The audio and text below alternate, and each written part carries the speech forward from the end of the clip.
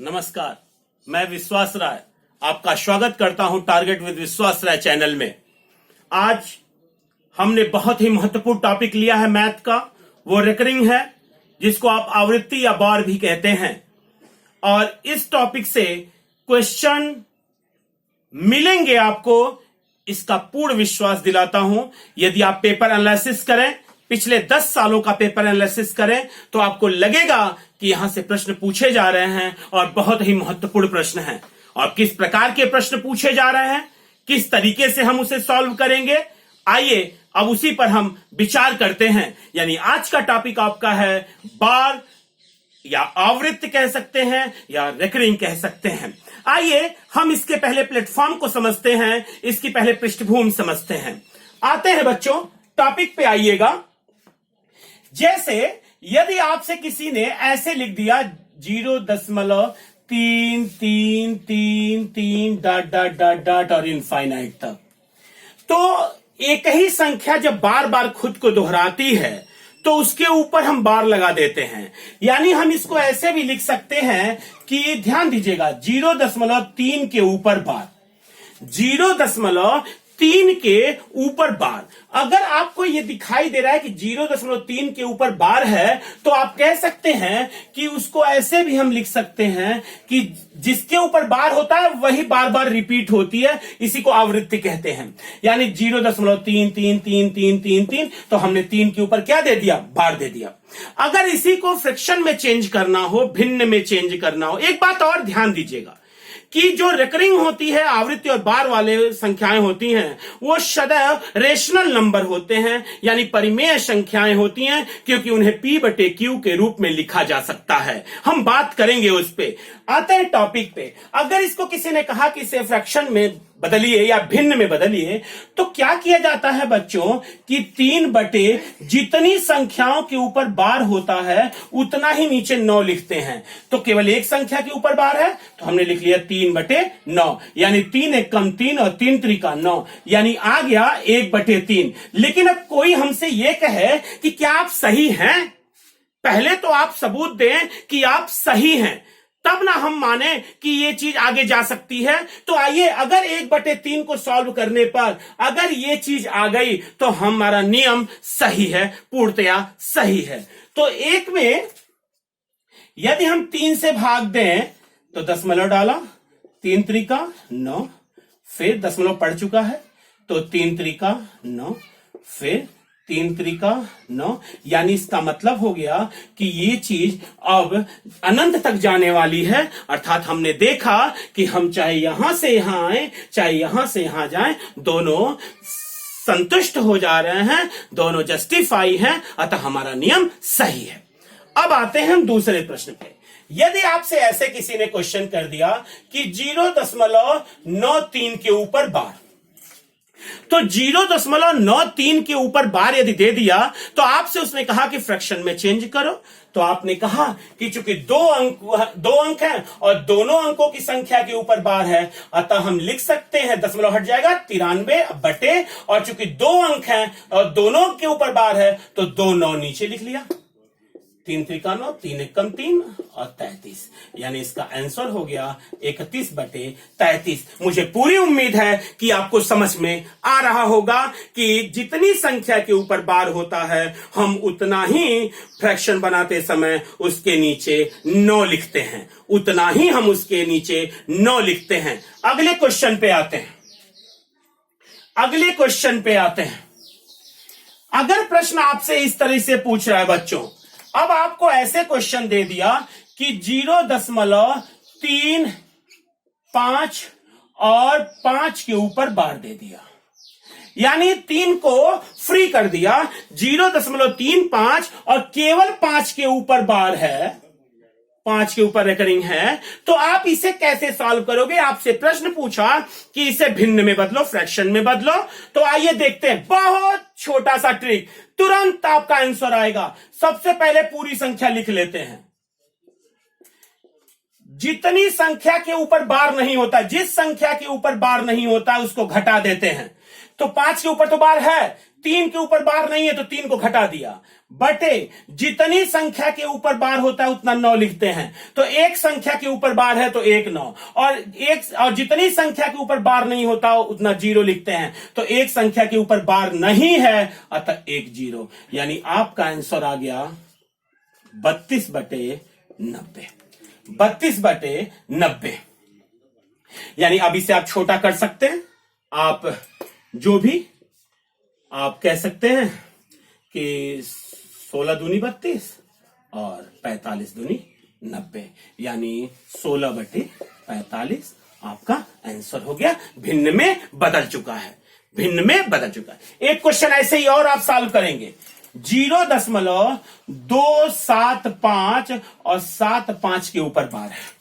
0.275 और 75 के ऊपर बार है, लेकिन 2 छूटा हुआ है। याद रखना बच्चों, अगर यही तीनों के ऊपर बार रहता तो हम सीधे कह देते 275 अब बटे तीनों संख्या, तो 3 संख्या के ऊपर बार है तो 3 9 नीचे लिख देते, ये हमारा आंसर हो जाता, ये हमारा आंसर हो जाता। लेकिन हमारा प्रश्न ऐसे है 0.275 और 75 के ऊपर बार है, यानी रेकरिंग 75 के ऊपर है, 2 को फ्री दिया हुआ है। तो हम पहले पूरी संख्या लिख लेंगे, यानी 275 हमने लिख लिया, माइनस जिस संख्या के ऊपर बार नहीं होता उसको घटा देते हैं, बटे जितनी संख्या के ऊपर बार होता है उतना 9 लिखते हैं। तो 2 संख्या के ऊपर बार है तो 2 9, और जितनी संख्या के ऊपर बार नहीं होता उतना 0 लिखते हैं। तो एक संख्या के ऊपर बार नहीं है तो 1 0, यानी आपका आंसर हो गया 273 आप बटे 990, आपका आंसर हो गया।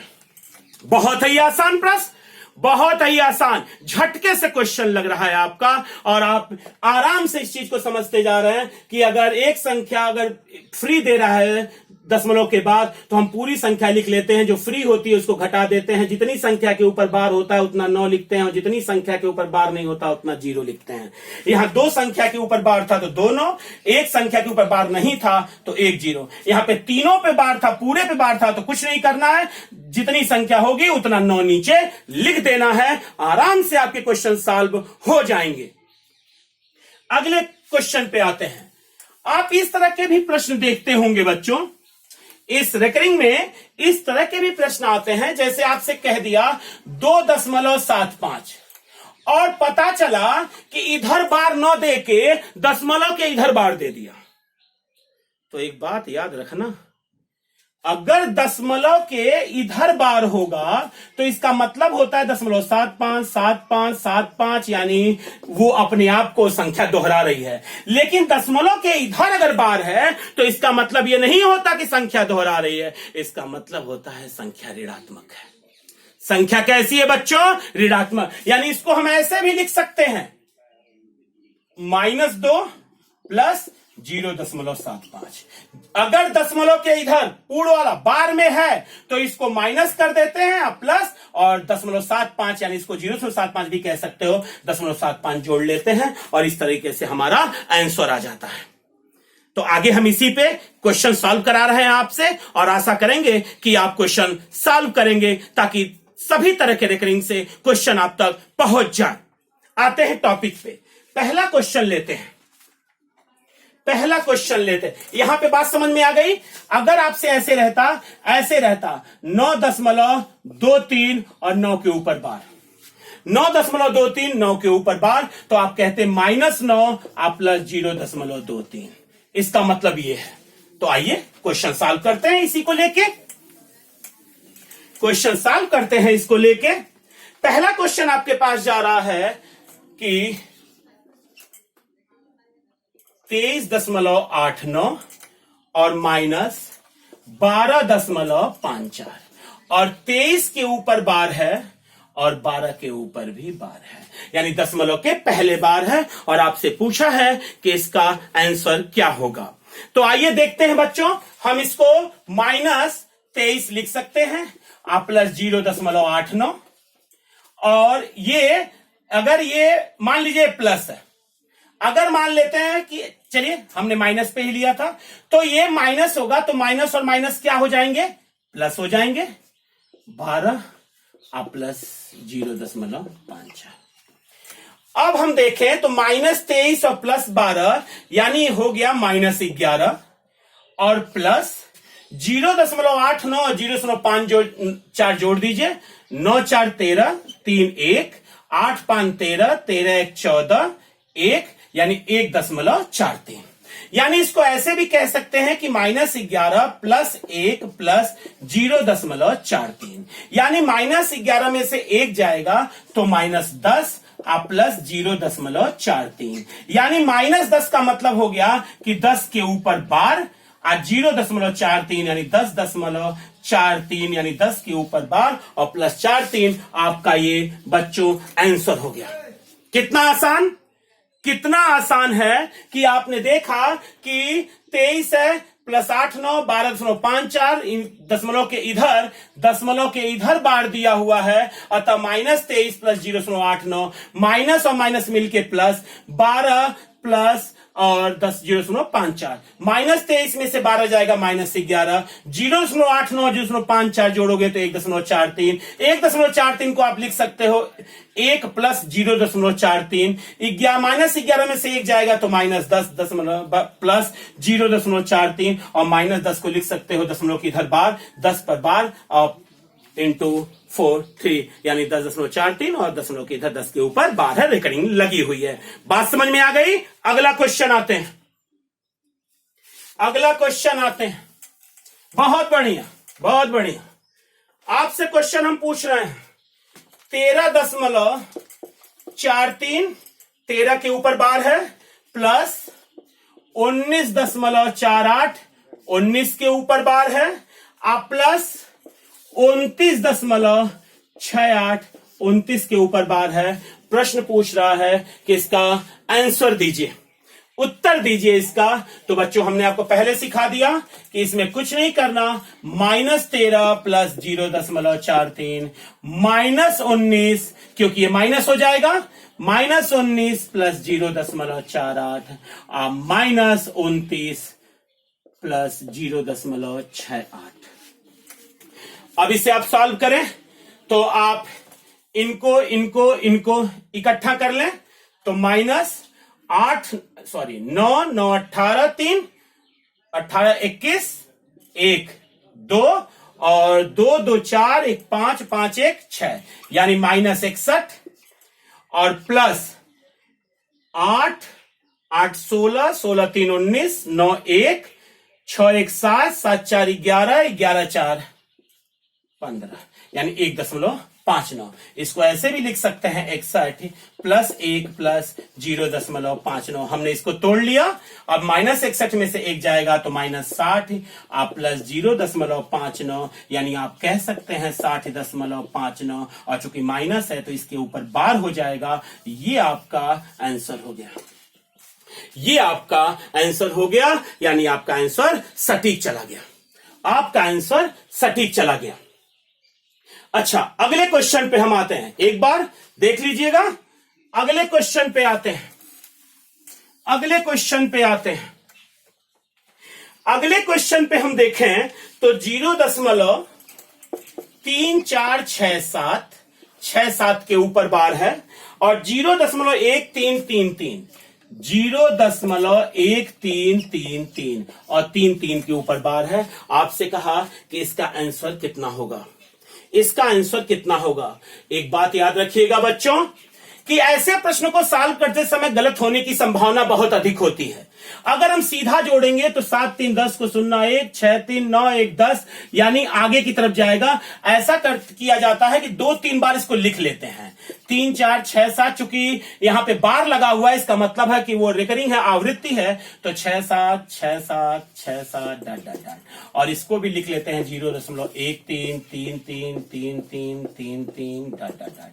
और आप इसको जोड़ सकते हैं 7 3 10 6 3 9 1 10 7 3 10 1 6 3 9 1 10 7 3 10 1 6 3 9 1 10 10 और 4 3 7 1 8 और 3 1 4 यानी आपका आंसर हो रहा है। एक बात और याद रखिएगा, आपका आंसर होने जा रहा है 0.480101। तो 4801 01 बार, यानी आपका आंसर चला गया। क्योंकि याद रखिएगा 01 01, यहां भी चूंकि उधर से एक आता तो एक पूरा कर लेता, अतः 00 नहीं है तो 0.48 01 आपका आंसर हो चुका है। क्लियर? अगले क्वेश्चन पे आते हैं। अगले क्वेश्चन पे आते हैं। अब आपसे क्वेश्चन पूछ रहा है 1/11। क्वेश्चन पूछा गया है 1/11 कितने के बराबर है? कितने के बराबर है? 1/11 कितने के बराबर है? 1/11 कितने के बराबर है? विकल्प आपको दे रहा है। पहला विकल्प है 0.09, दूसरा विकल्प है 0.09 उसके ऊपर बार,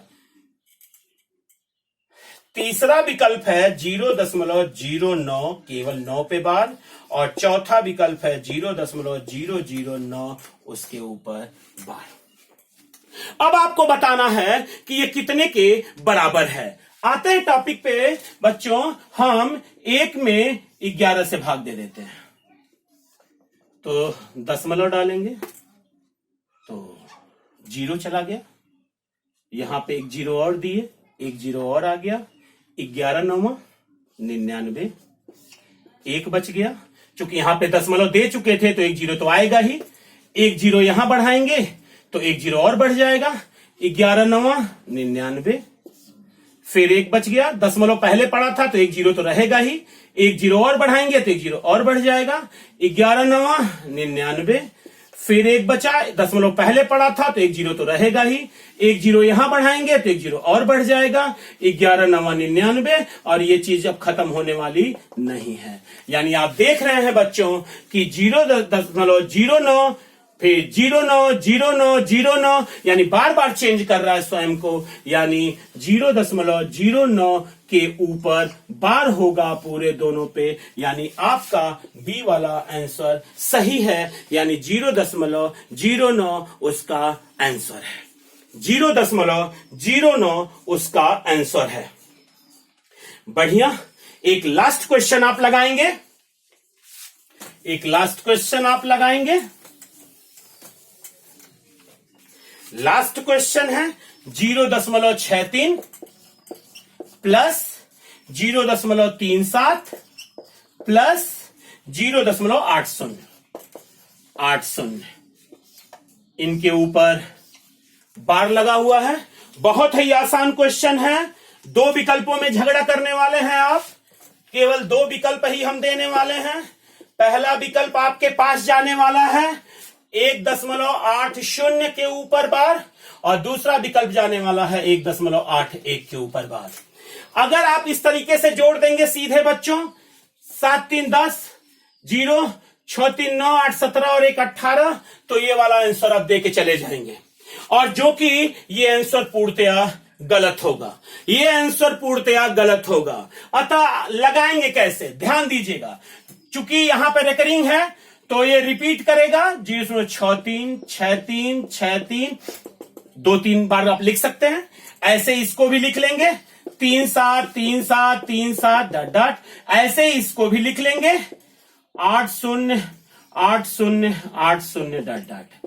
तो आप देख रहे हैं 7 3 10, 8 3 11, 11 6 17, 1 18 को 8 1, और 7 3 10 11 को 1 1, 8 3 11 6 17 1 18 को 8 1, और 7 3 10 11 को 1 1, तो 6 3 9 8 17 1 18, यानी 1.81 81 80। तो मुझे कहने में कोई परहेज नहीं कि इधर वाला अगर आपने रोका हुआ है, अगर एक और लिखा होता तो एक और आके हासिल जुड़ा होता तो ये भी 1 हो गया होता। अतः 1.81 बार बार दोहरा रहा है, अतः 81 के ऊपर बार लगा देंगे और हमारा यही आंसर जस्टिफाई होगा और यही आंसर हमारा सही होगा। याद रखिएगा बच्चों, इस टॉपिक से एक भी क्वेश्चन बाहर नहीं जाएगा। इतना ही क्वेश्चन पूछता ही है, इतना ही क्वेश्चन बना ही सकता है इस रेकरिंग से। अतः आप निश्चिंत रहें कि आपका एक टॉपिक, एक नंबर आपका क्लियर हो चुका है।